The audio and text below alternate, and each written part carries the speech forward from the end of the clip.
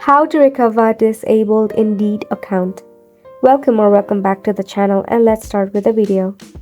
So first and foremost, go ahead and search for Indeed sign in the web browser. Select login. Now right here you have to enter the email address that is linked to your Indeed. Select continue. Tap on sign in with login code instead. Now for this you have to open up your Gmail.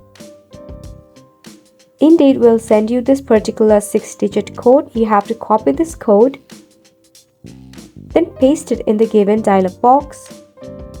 Then tap on sign in. And just like that, you'll be able to sign in to your Indeed account.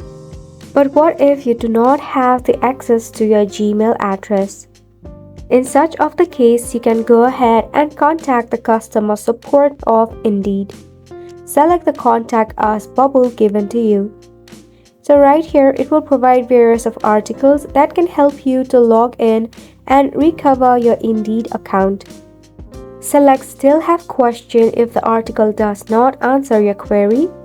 And in this dialog box, you can type in your issue, upload screenshot of your problem, then tap on send email.